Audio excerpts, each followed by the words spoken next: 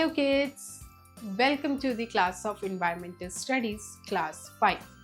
So we are starting a new unit, free basic needs.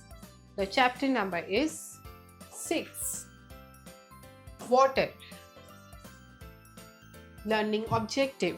So kids, इस chapter में से हमारे क्या ऑब्जेक्टिव्स हैं जो आज हम लर्न करने वाले हैं, स्टडी करने वाले हैं? Sources of water, changes in sources of water.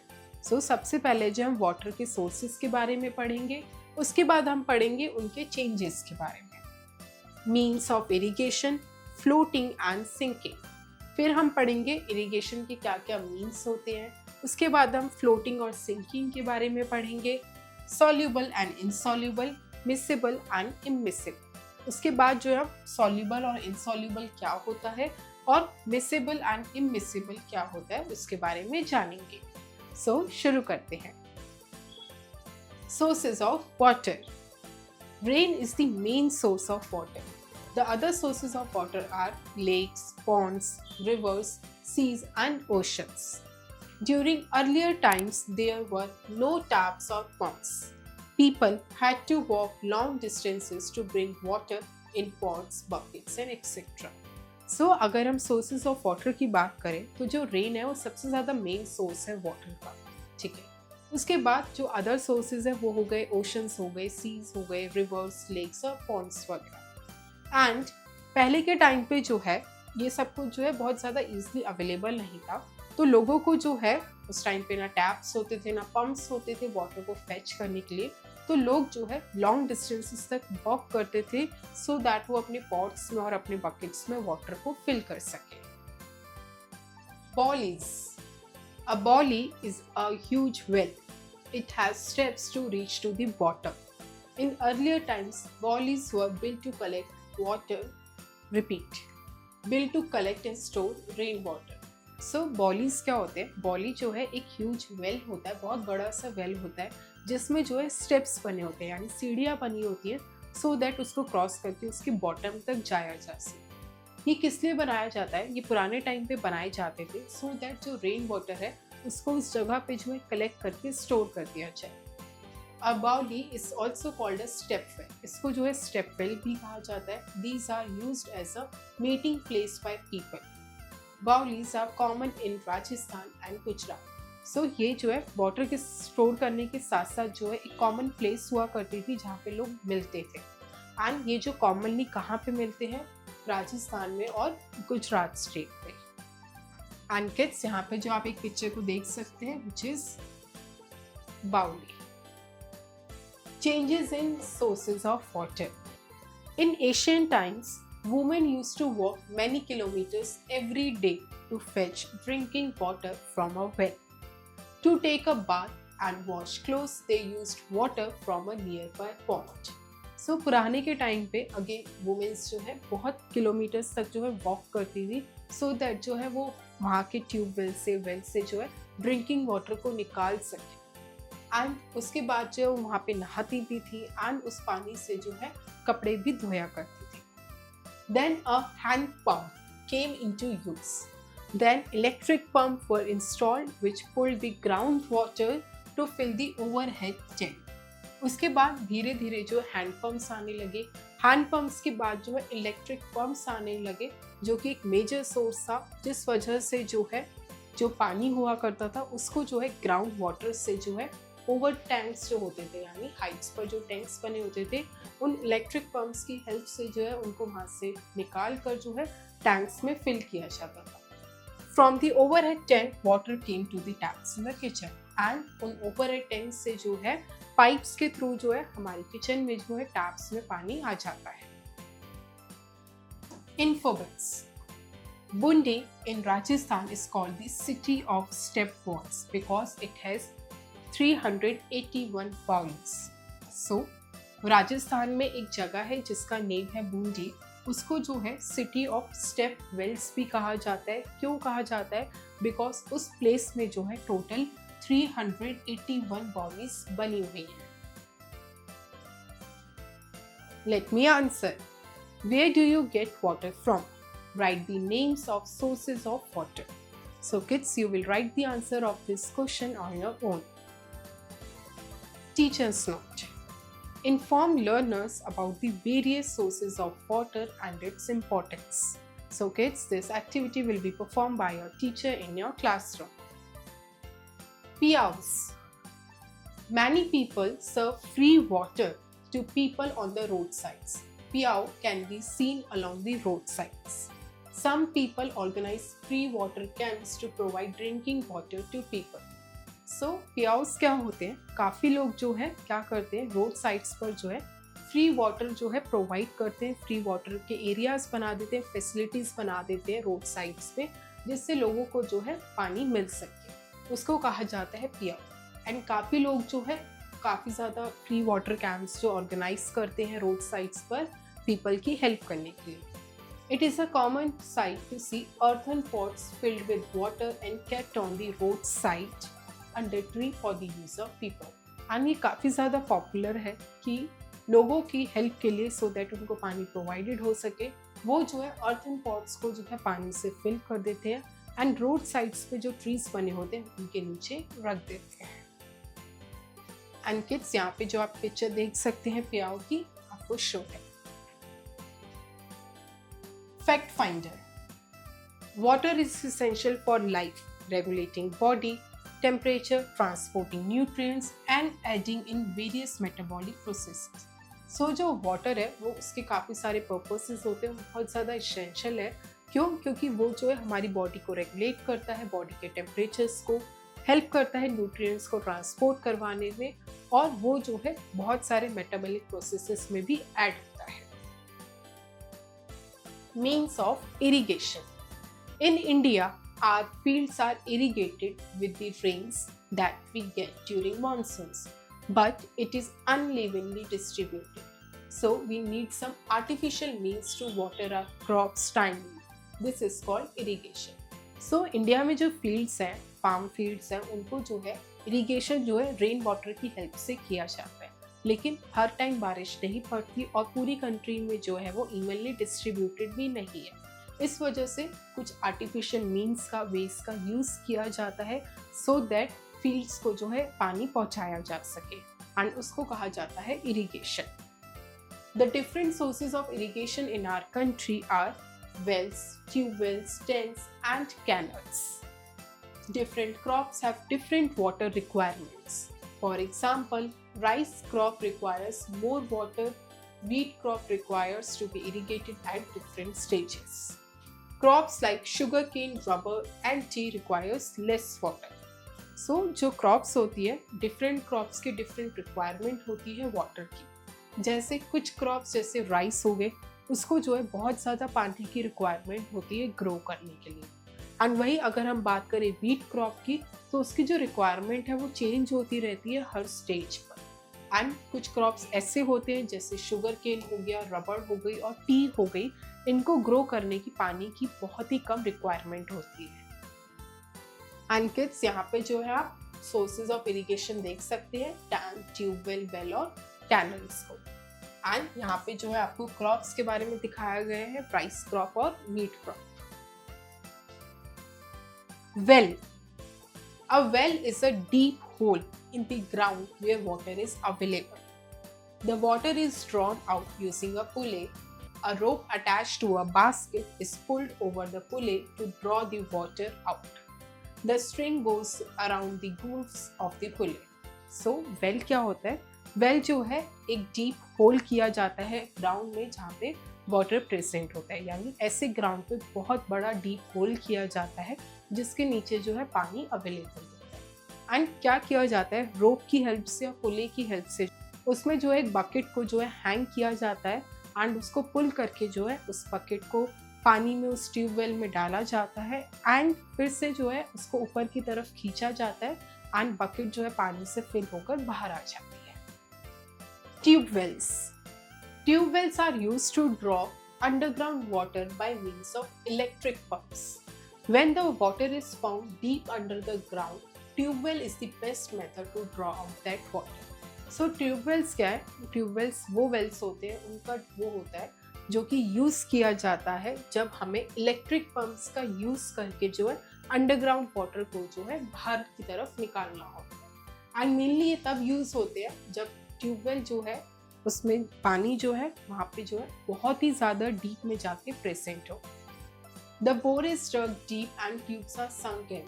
Tube wells are widely used by the farmers because it is an easy method of irrigation. So जो ट्यूबवेल्स है वो फार्मर्स जो है बहुत कॉमनली यूज़ करते हैं, बहुत ज़्यादा यूज़ करते हैं, क्योंकि ये जो है बहुत ईजी मेथड है इरिगेशन करने का, क्योंकि इस पे जो है इलेक्ट्रिक पंप्स का यूज़ किया जाता है।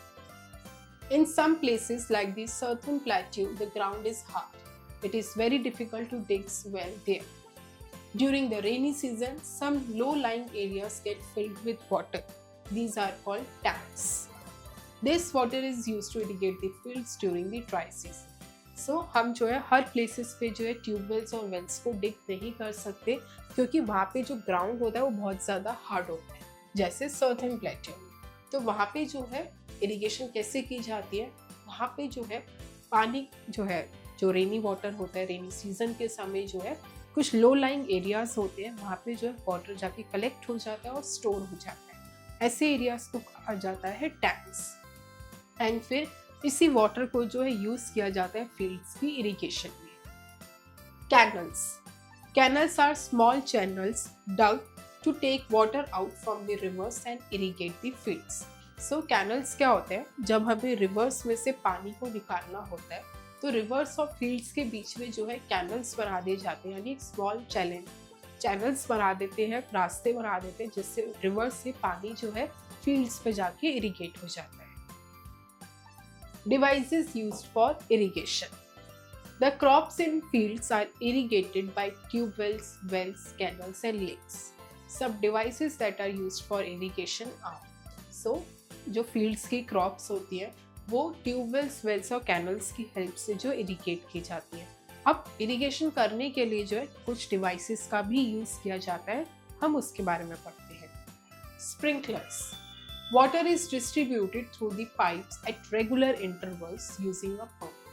Irrigating crops in this way gives the effect of rainfall.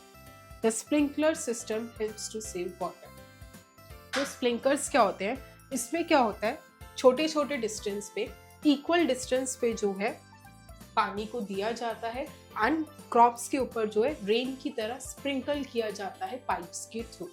इससे क्या होता है, एक ये रेनफॉल का इफेक्ट देती है एंड इससे जो है काफ़ी ज़्यादा पानी भी सेव होता है। Water wheel. A water wheel consists of a large wheel mounted vertically on a horizontal axis. A number of blades or buckets are arranged on its outside rim, forming the driving surface. When the water strikes the buckets, the wheel rotates and the water in the buckets fall on the other side and is directed into water channels to irrigate the crops. So water wheels क्या होते हैं? Water wheels पे जो बहुत ही बड़ा एक large wheel होता है जो कि हॉरिजॉन्टल एक्सिस पे वर्टिकली रखा जाता है। उस व्हील में जो है काफ़ी सारे ब्लेड्स होते हैं और बकेट्स होते हैं एंड जब उस व्हील को, बकेट को जब घुमाया जाता है तो व्हील जो है उसकी बहुत ज़्यादा तेज़ में रोटेट होती है, वाटर को कलेक्ट कर लेती है एंड जैसे ही वो कलेक्ट करती है वो दूसरी साइड पे, अपोजिट साइड पे जो है चैनल्स पे जो है उस वाटर को थ्रो करती है एंड वहाँ से जो है क्रॉप्स डायरेक्टली इरिगेट हो जाते हैं। एंड इस पिक्चर में आप देख सकते हैं उसको, वाटर व्हील को। Windmill. In some places wind energy is used to draw water from wells. So काफ़ी सारी प्लेसेस में क्या किया जाता है, विंड मिल का यूज़ किया जाता है, यानी बड़े बड़े जो है मिल्स बना देते हैं एंड उसमें जो है एक राउंड सा जो है एक मिल उसमें होता है जो विंड एनर्जी को यूज़ करता है, यानी हवा को यूज़ करता है, सो दैट वो एनर्जी जो है वेल्स में से पानी को ड्रॉ कर सके, निकाल सके। एंड यहाँ पे जो आप विंड मिल की पिक्चर को देख सकते हैं। Water pump. Motorised water pumps are also used to draw underground water to irrigate fields. So water pumps क्या होते हैं, ये जो है मोटराइज्ड वाटर पंप्स होते हैं, यानी मोटर के थ्रू चलते हैं, जो कि यूज़ किए जाते हैं अंडरग्राउंड वाटर को ड्रॉ करने के लिए, एक्सट्रैक्ट करने के लिए, फील्ड्स को इरिगेट करने के लिए। एंड यहाँ पे आप वाटर पंप के पिक्चर को देख सकते हैं। Floating and sinking. अब जो हम फ्लोटिंग और सिंकिंग के बारे में पढ़ते हैं। There are some objects that float on water and some that sink in water. Whether the object floats or sinks in water depends on its density. So, पानी में आपने अक्सर देखा होगा कुछ ऐसे ऑब्जेक्ट्स होते हैं जो फ्लोट कर जाते हैं यानी तैर जाते हैं, और कुछ ऑब्जेक्ट्स ऐसे होते हैं जो डूब जाते हैं। वो डिपेंड करता है कि उस ऑब्जेक्ट की डेंसिटी क्या है। Density is the amount of matter present in a given volume of a material. So density क्या होता है? डेंसिटी जो है अमाउंट होता है जो एक मैटर के अंदर प्रेजेंट होता है, एक ऑब्जेक्ट के अंदर प्रेजेंट होता है, जो कि डाला जाता है उस वॉल्यूम में।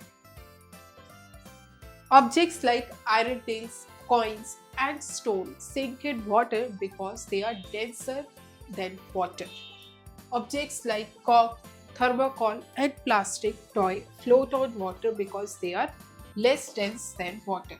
सो ऐसे ऑब्जेक्ट्स जैसे हो गए आयरन नेल्स हो गए, कॉइन्स हो गए, स्टोन सिंक हो गए, ये जो है पानी के अंदर जाके डूब जाते हैं, सिंक कर जाते हैं। क्यों?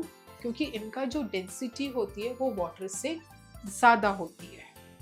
एंड ऐसे ऑब्जेक्ट्स जैसे प्लास्टिक टॉयज हो गए, आपकी थर्माकोल हो गई, ये सब जो है फ्लोट कर जाते हैं पानी में यानी तैर जाते हैं, क्योंकि इनकी जो डेंसिटी होती है, इनका जो मास होता है वो वाटर से कम में होता है। Info bits. An egg will float if we add sugar in water. अगर हम चाहते हैं पानी के अंदर जो है एग जो है वो फ्लोट करे, तैरे, तो अगर हम उस वाटर के अंदर शुगर को ऐड करेंगे तो इससे क्या होगा? एग जो है पानी में फ्लोट करने लगेगा। When an object is put in water, it tries to push aside the water below it with its weight and takes up the space. Water also exerts an upwards force on the object, which is called buoyancy. So होता क्या है, जब कभी भी हम पानी के अंदर एक ऑब्जेक्ट को पुट करते हैं, डालते हैं, तो वो ऑब्जेक्ट जो है उस पानी के अंदर अपनी जगह बनाने को कोशिश करता है, एंड उसी के साथ जो है जो पानी होता है वो भी जो है उस ऑब्जेक्ट को जो है ऊपर की तरफ जो है फोर्स लगाने की कोशिश करता है। If the object displaces water equal to its weight in water, it floats.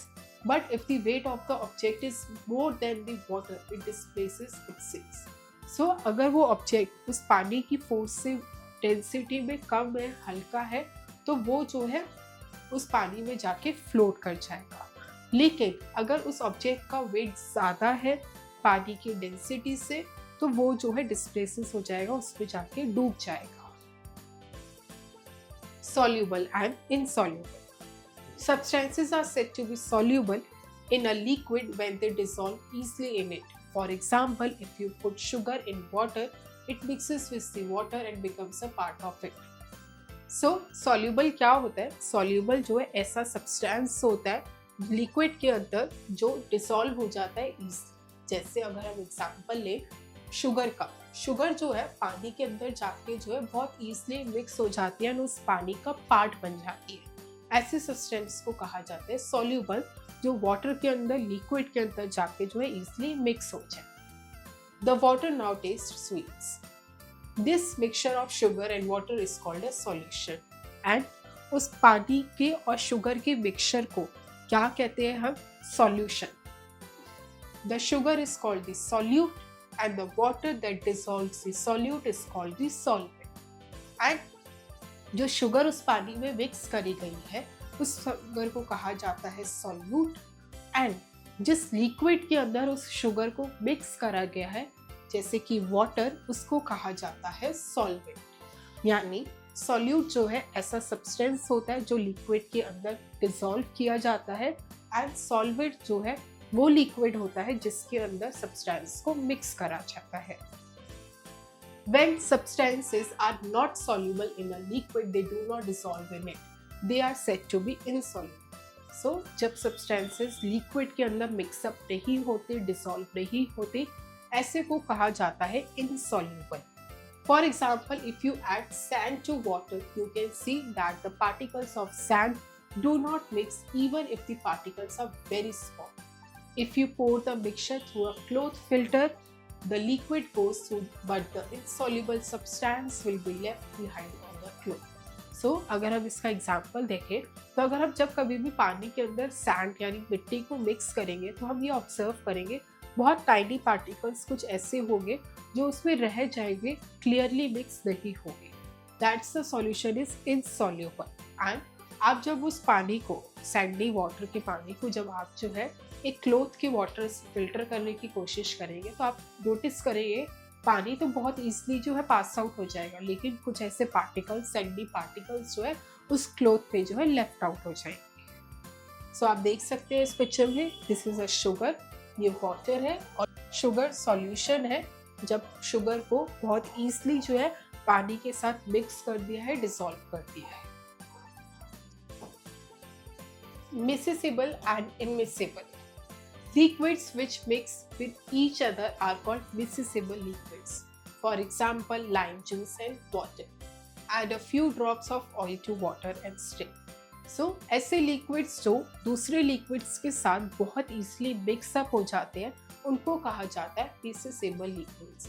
For example, अगर हम पानी में नींबू का जूस यानी लेमन जूस को मिक्स करेंगे तो वो बहुत easily मिक्स हो जाएगा, और ऐसे लिक्विड्स को कहा जाता है मिक्सेबल लिक्विड्स। एंड अगर हम पानी के अंदर ऑयल को मिक्स करते हैं तो क्या होता है? The oil will not mix with water, it will separate out and float on the water surface. Water and oil do not get mixed, they are said to be immiscible liquids. So अगर हम water के अंदर oil को dissolve करने की कोशिश करेंगे, mix करने की कोशिश करेंगे, तो हम ऑब्जर्व करेंगे कि जो वाटर का सरफेस है, टॉप मोस्ट सरफेस, उस पर जो है ऑयल अलग से दिखेगा। तो ऑयल और वाटर जो है आपस में डिसॉल्व नहीं होते हैं, that's why they are called immiscible liquids, यानी ऐसे लिक्विड्स जो आपस में डिसॉल्व नहीं होते हैं। सो किड्स, इस पिक्चर में आप देख सकते हैं वाटर के अंदर जब लेमन जूस को डाला जा रहा है तो वो इजीली मिक्स हो रहा है, लेकिन इस पिक्चर में आप अगर देखिए वाटर के अंदर जब ऑयल को डाला जा रहा है तो वो ऑयल जो है सेपरेटली अलग से दिख रहा है, उसमें मिक्स नहीं हो रहा। Infobits, water is called a universal solvent as it can dissolve many substances. So water को जो है यूनिवर्सल सॉल्वेंट कहा जाता है। क्यों कहा जाता है? क्योंकि एक ऐसा सॉल्वेंट है जिसमें काफी सारे सब्सटेंसेस जो है डिसॉल्व किए जा सकते हैं।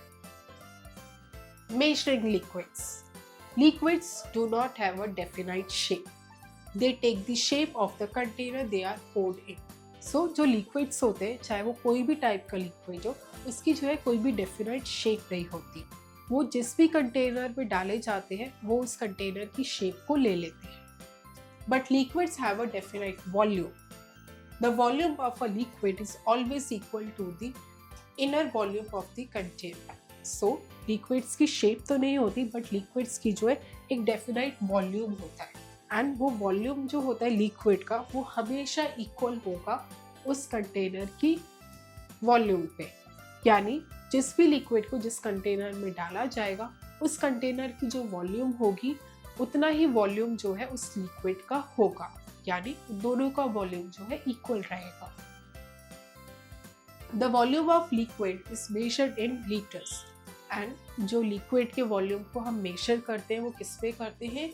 लीटर्स पे, जो हम L से डिनोट करते हैं। The small unit of volume is millimetre, which is denoted by ml. सो जो सबसे स्मॉल यूनिट होती है वॉल्यूम की उसको कहा जाता है मिलीमीटर, एंड शॉर्ट में हम उसको ml से डिनोट करते हैं। A measuring cylinder is a cylinder with marking that indicate the volume in liters and milliliters. So measuring cylinder क्या होता है? एक ऐसा डिवाइस होता है जिसमें जो है एक सिलेंडर शेप में होता है, जिसमें जो है मार्किंग्स बनी होती है उस ग्लास के ऊपर, सिलेंडर के ऊपर, जो इंडिकेट करता है वॉल्यूम को, यानी लिक्विड के वॉल्यूम को इंडिकेट करता है किन में? लीटर्स में और मिलीमीटर्स में। एंड किड्स, यहाँ पे जो आप पिक्चर्स को देख सकते हैं, ये जो है सिलेंड्रिकल वाटर जो है यहाँ पे बना हुआ है, सिलेंड्रिकल लिक्विड, एंड इस पे जो है ये आप मार्क्स को देख सकते हैं यहाँ पे बने हुए हैं जो कि मिलीमीटर्स और लीटर्स में है। समरी। सो किड्स, अब हम चैप्टर के मेन पॉइंट्स को समराइज करते हैं।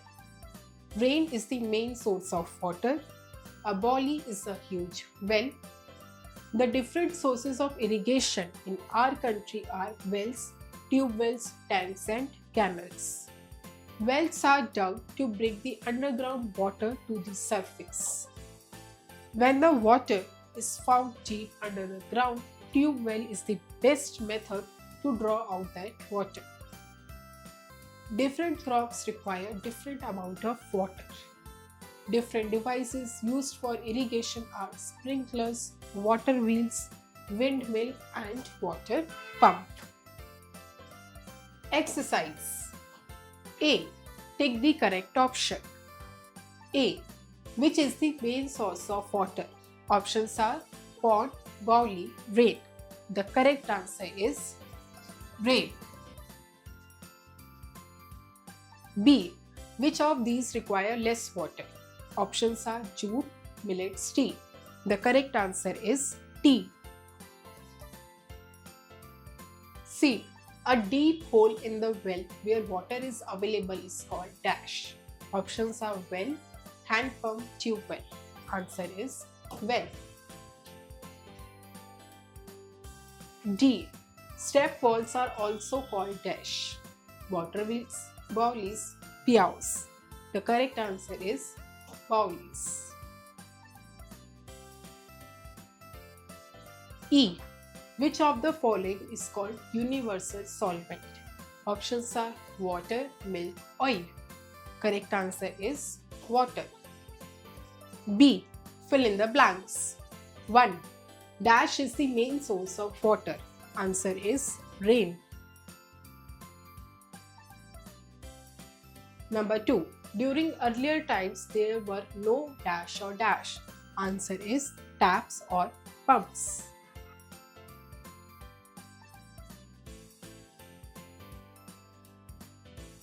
3. A dash is called a step well. Answer is Bowli. Number 4. Bowlis are common in dash and dash. Answer is Rajasthan and Gujarat.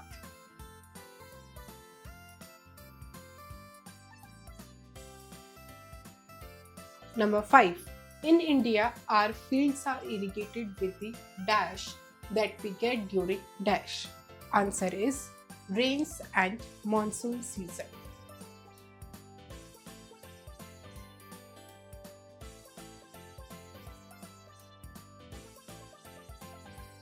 C. Define the following.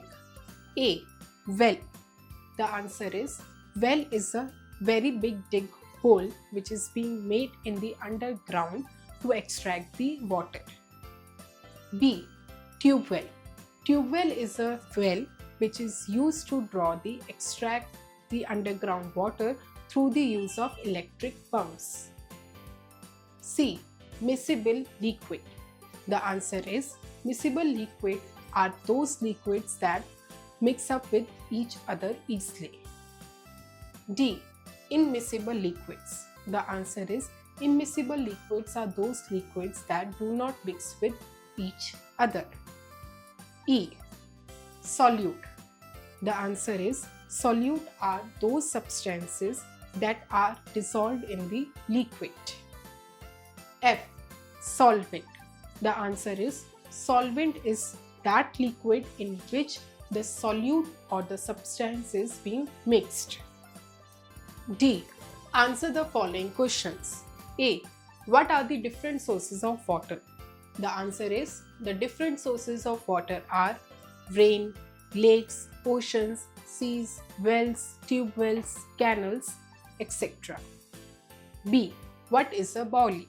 A bowli is a huge well which are being creating in the ancient times to store and collect the rain water. C. What are the changes in sources of water? The answer is the changes in sources of water are in the earlier time people used to go many kilometers to fetch the water. Then comes the hand pumps. From the hand pumps it comes the electric pumps which are used to extract the underground water and stored in the head over tanks, and from the head over tanks it goes into the taps through the use of pipes. D. What is a tube well? The answer is a tube well is a water well which is used to extract water from the underground with the help of the electric pumps. E. What are different means of irrigation? The answer is the different means of irrigations are sprinklers, water tanks, canals, dams, and rain. Activity time. Name these water resources and write 2-3 lines about it. So kids, इस question में आपको क्या करना है, आपको जो है यहाँ पे काफ़ी सारे वाटर रिसोर्सेज की जो है पिक्चर्स गिवन है एंड को जो है अपनी गिवन स्पेस पे जो है इनके नेम्स जो है आइडेंटिफाई करने हैं कि कौन सी पिक्चर जो है क्या है एंड उस पिक्चर के बारे में, उस रिसोर्स के बारे में जो आपको 2 से 3 लाइन्स के बारे में भी लिखना है. फॉर एग्जाम्पल फर्स्ट पिक्चर जो है आपकी वेल की है. सो आपको यहाँ पे लिखना है this is a well and फिर आपको डिस्क्राइब करना है वेल के बारे में इन द 2-3 लाइन्स एंड ऐसे ही आप बाकी सारे रिसोर्सेज की भी करेंगे. So kids, you will do this question on your own. Thank you kids. I hope you enjoy the learning. See you in next class.